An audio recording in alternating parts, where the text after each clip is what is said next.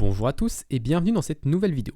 Aujourd'hui, je vais vous parler de quelque chose qui me paraît pour moi essentiel pour tout bon développeur, c'est de bien maîtriser les multicurseurs sur son éditeur.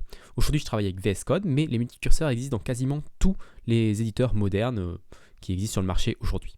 Donc qu'est-ce que c'est qu'un multicurseur? C'est juste que habituellement, quand on tape du code dans un éditeur de code, on a l'habitude d'avoir un seul curseur. Ici j'ai mon curseur qui est présent ici, si je tape des lettres, elles apparaissent à un seul endroit.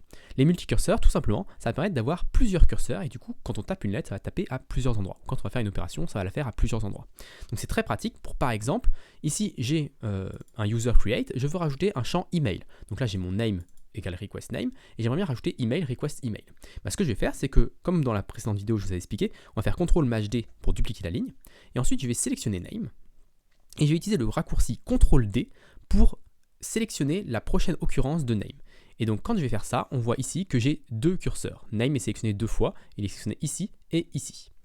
Et quand je vais taper, par exemple si je tape email, ça va taper aux deux endroits, ça va taper ici et ici. Donc ça c'est la base des multicurseurs, c'est ce que j'utilise souvent quand je dois rajouter rapidement quelque chose, je fais CTRL-D, CTRL-D pour dupliquer la ligne, et ensuite je sélectionne email, je fais CTRL-D pour sélectionner la prochaine occurrence d'email, et puis je vais pouvoir faire, je ne sais pas, qu'est-ce qu'on pourrait avoir comme autre name, email et password par exemple. Maintenant imaginons que je veuille faire un trim de tous les champs, quasiment tous les champs. Un trim, c'est quoi? Ça permet d'enlever les espaces avant, enfin les espaces et les retours à ligne, ce genre de choses, avant et après la variable. Donc là, ce que je peux faire différemment, c'est que je peux sélectionner request, faire CTRL-D, CTRL-D, donc là je vais sélectionner les trois occurrences de request, et ensuite flèche de gauche pour revenir avant mon occurrence. Et là, je vais pouvoir taper trim, ouvrez parenthèse, et là, il va falloir que je fasse ma fin de parenthèse. Et donc c'est là où vous allez devoir bien gérer votre clavier. Alors moi j'ai un clavier un peu spécial, mais j'ai une touche fin et début. Vous l'avez sur tous les claviers, c'est présent à fin et début. Je crois que c'est une flèche vers le haut gauche, vers le haut droite, je crois quelque chose comme ça pour fin. Enfin bref, testez un petit peu sur votre clavier, mais vous avez forcément une touche fin et début qui vont d'aller à la fin de la ligne. Parce que là, imaginons que je me déplace juste avec les flèches. On voit que ça fonctionne bien sur request, ça fonctionne bien sur la parenthèse, le guillemet.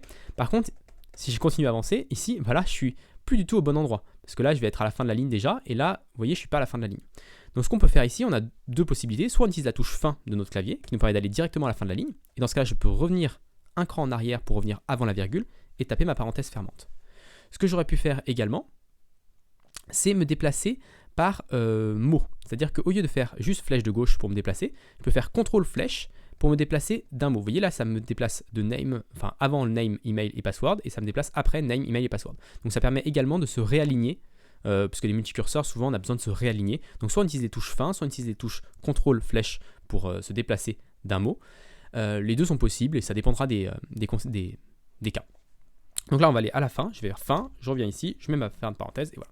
Donc c'est quelque chose, c'est une pratique à avoir un petit peu, mais vous allez voir, il y a plein d'utilités pour les multicurseurs. Vraiment, il y a plein d'endroits où on peut les mettre en pratique et plus vous allez utiliser, plus vous allez voir des endroits où vous allez pouvoir les utiliser. Donc je vais vous montrer rapidement 2-3 autres exemples qui me paraissent utiles. Donc là, par exemple, ici, j'ai une variable name que j'aimerais bien renommer first name. Donc ce que je peux faire, c'est CTRL-D, CTRL-D, CTRL-D, CTRL-D, CTRL-D. J'ai sélectionné toutes mes occurrences et je tape first name. Et là, c'est bon, j'ai renommé très rapidement. Alors, je sais qu'il y a des éditeurs qui permettent de renommer une variable, mais j'ai toujours trouvé ça moins pratique. Peut-être parce que j'ai pas pris l'habitude. Je sais que pour renommer une variable, des fois, c'est plus pratique de juste aller sur son éditeur et dire rename variable. Je crois que PHP Storm le fait très bien. Je sais pas si VS Code, je pense qu'on doit pouvoir le faire avec VS Code avec des extensions, mais c'est vrai que j'ai pas l'habitude de ça. Moi, j'utilise vraiment les multicurseurs et c'est vraiment quasiment aussi rapide, je pense, avec les multicurseurs. Alors, le seul désavantage des multicurseurs, c'est que vous voyez ici, j'ai renommé également le default first name parce que je voulais default, c'était marqué default name ici et je voudrais peut-être pas avoir le default first name. Alors ce qu'on peut faire avec les multicurseurs, c'est quelque chose que moi je fais pas encore trop souvent. Souvent j'ai pas l'habitude ce raccourci là, mais il existe. En fait on va sélectionner name, on va faire CTRL-D, CTRL-D, CTRL-D, CTRL-D et là on va se retrouver sur le curseur qu'on ne veut pas. Et pour enlever sur curseur, on va faire CTRL-K puis CTRL-D. Et en fait ça va nous permettre de le sauter. Donc vous voyez là j'ai tous les names qui sont sélectionnés sauf celui, le default name ici. Et donc ici je peux renommer ma variable first name, et c'est bon, j'ai bien mon truc. Par exemple, vous voyez ici, typiquement un endroit où le multicurseur est peut-être plus puissant que le renommé. Par exemple, le renommé aurait renommé que les variables. Il n'aurait pas renommé le request. Et souvent, on veut que le request corresponde à la variable. C'est quand même plus logique. Alors, on peut aussi faire que la variable. Si on voulait faire que la variable, c'est facile. En PHP, on a juste à sélectionner le dollar. Ça, c'est vraiment un avantage de PHP par rapport, par exemple, à JavaScript, où il n'y a pas le dollar. En fait, en PHP, quand on veut renommer juste une variable, on sélectionne le dollar name, cette fois-ci, pas juste name. Et cette fois-ci, on m'a bien sélectionné que les 4 occurrences de la variable. On ne m'a pas sélectionné ce qu'il y a dans le request et on ne m'a pas sélectionné le texte. Donc voilà, c'est des petites astuces comme ça que vous allez apprendre au fur et à mesure de votre usage des multicurseurs, mais c'est vraiment très très utile. Vous pouvez aussi revenir en arrière. Si vous voulez, par exemple, si on revient un peu sur cet élément-là, par exemple, je veux enlever le trim. Je peux faire trim, sélectionner le trim. J'ai sélectionné les 3 trims, je les supprime, je vais à la fin de la ligne, je reviens en arrière et je supprime la parenthèse. Donc je revenais à l'élément avant. Donc là par exemple ici, si j'ai sélectionné request et que je veux sélectionner request, et en fait je me dis, en fait on trime pas les passwords. C'est une mauvaise pratique de trimer les passwords. Et j'ai sélectionné request en trop. Là vous avez un raccourci qui est CTRL U. Donc CTRL U ça va être d'annuler le dernier multicurseur. Donc ça va être de revenir en arrière. Donc vous voyez là maintenant j'ai plus que les 2 premiers requests qui sont sélectionnés, j'ai pas le 3e. Donc là je peux sélectionner avec CTRL D, CTRL U pour l'enlever. Et je peux faire ça, là j'ai fait 2 fois, j'ai sélectionné même celui de la ligne 15, je fais CTRL U, et ça revient en arrière. Donc ça c'est très pratique, si vous êtes allé trop loin dans vos multicurseurs, vous pouvez revenir en arrière, et donc là je peux remettre mes trims uniquement sur les requests. Voilà. Donc ça aurait été plus simple de juste enlever celui de password, mais c'était pour vous montrer un petit peu l'exemple avec l'annulation de multicurseurs qui est assez pratique. D'ailleurs je ne vous ai pas dit, mais pour annuler des multicurseurs, là je l'ai fait plusieurs fois, mais quand on a plusieurs multicurseurs, alors soit vous cliquez ailleurs, n'importe où, soit vous pouvez faire échappe pour annuler. Alors je crois qu'il faut le faire 2 fois, je ne sais pas parce que je le fais tellement souvent. Non, une fois ça suffit. Moi j'ai tendance à le faire toujours 2 fois. mais voilà, donc vous pouvez appuyer sur échappe et ça annule tous vos multicurseurs et vous revenez avec un seul curseur classiquement. Et maintenant je vais vous montrer un petit peu une méthode de fonctionnement un peu avancée. Donc là par exemple on a un enum, donc il y a 3 cas, il y a starting, ongoing et done. Donc, vous voyez avec les trois cas comme ça. Et on a également un match ici avec qui transforme le starting en start, ongoing en ongoing, etc. On voudrait faire l'inverse de cette opération-là. Donc l'inverse de cette opération, c'est le from string, ici, from string, qui va prendre en paramètre une string et qui va renvoyer self. Donc self, c'est l'énumération. Donc maintenant, comment on va faire pour inverser cet élément? On veut que start, ça nous donne self starting.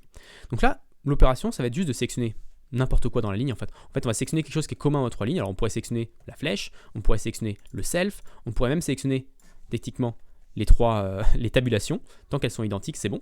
Donc, on sélectionne quelque chose dans la ligne, par exemple le self.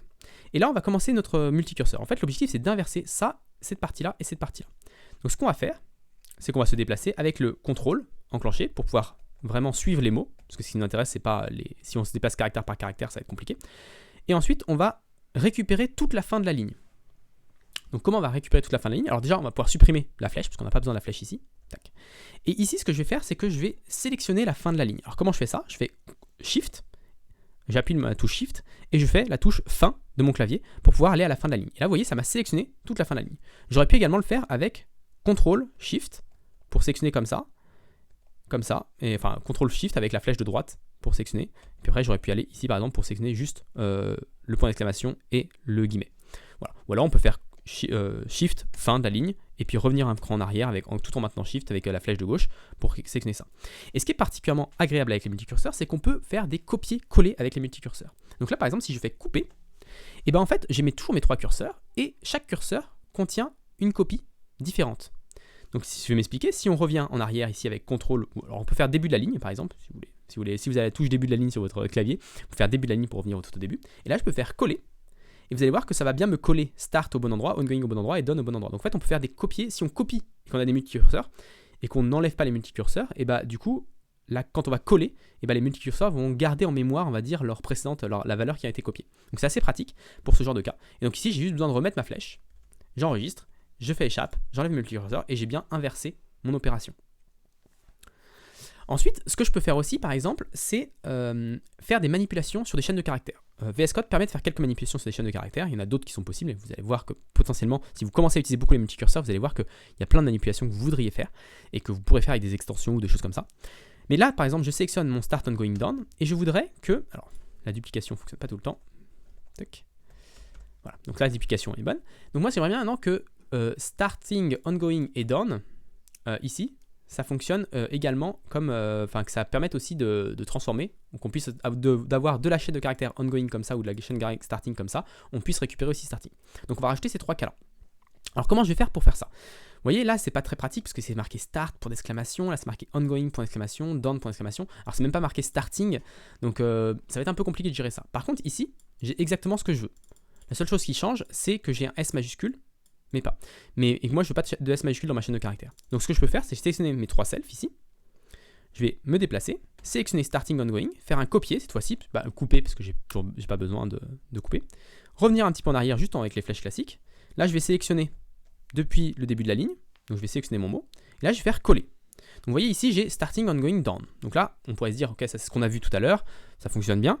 Par contre, j'ai toujours le S, O et D qui ne matchent pas ce que je veux. Moi, je veux que ce soit tout en minuscule. Et donc là, je vais pouvoir sélectionner à nouveau mon élément, et on peut ouvrir la commande palette, donc avec CTRL-P. Alors, je sais pas, voilà, chez vous, c'est CTRL-P pour ouvrir la commande palette. Et là, je peux faire to lower case. Vous voyez ici, transform to lower case. Et donc, je peux faire entrée, et vous voyez, ça va me transformer le S, le O et le D en minuscule, et donc c'est exactement ce que je veux. Vous voyez, là je l'ai expliqué, donc ça prend un petit peu de temps, mais c'est une genre d'opération qui peut prendre peut-être 30 secondes, 45 secondes à quelqu'un pour le taper en entier, chaque ligne une par une. Avec les multicurseurs, je pense que je peux faire cette opération-là en 5 secondes assez facilement. Je vais vous le montrer complètement. Si on copie ça, tac, je vais faire self, sélectionner mon starting, aller au début, coller, to lower, pouf, enregistrer. Et donc là, j'ai mon élément qui est fait. Vous voyez, si vous avez que 3 éléments, ça vaut peut-être pas le coup, mais si vous commencez à en avoir plus, ou si vous commencez à avoir des choses un petit peu plus compliquées avec plus de manipulation, ça peut devenir très pratique. Donc je pense que je vais vous montrer globalement toutes les possibilités. Il y a beaucoup de choses, il y a beaucoup de puissance dans les multicurseurs, on peut faire des choses encore plus évoluées, mais déjà commencer à manipuler, je pense que c'est vraiment quelque chose d'important. Commencer à manipuler les multicurseurs juste, par exemple pour dupliquer la ligne, ici, rajouter un last name, hop, très rapide. Vous voyez comment c'est efficace, c'est que c'est rapide pour ajouter juste une valeur. Là où vous auriez dû retaper quasiment toute la ligne ou sélectionner, retaper last name plusieurs fois, etc. Donc prenez l'habitude de l'utiliser sur des petits cas comme ça. Et puis après sur des cas un peu plus compliqués de renommage de variables, même chose. C'est assez facile de prendre la main, donc essayez également de le faire, même si des fois vous êtes un peu plus lent. Et après sur les cas un petit peu plus compliqués où il faut faire des manipulations, se déplacer, copier, coller, ça va venir avec le temps. Avec le temps, vous voudriez faire ça, vous dire ah, ce serait bien de pouvoir faire ça avec les multicurseurs, et ça vous donner envie, parce que c'est vraiment ultra agréable et ultra satisfaisant quand ça fonctionne bien les multicurseurs. Je trouve que c'est très satisfaisant à utiliser. Donc voilà pour cette vidéo, j'espère qu'elle vous a plu. Si elle vous a plu, n'hésitez pas à vous abonner à la chaîne et à la partager autour de vous. Et puis moi, je vous donne rendez-vous très rapidement pour la suite de cette série qui sera sur les extensions normalement de VS Code. Bonne journée à tous.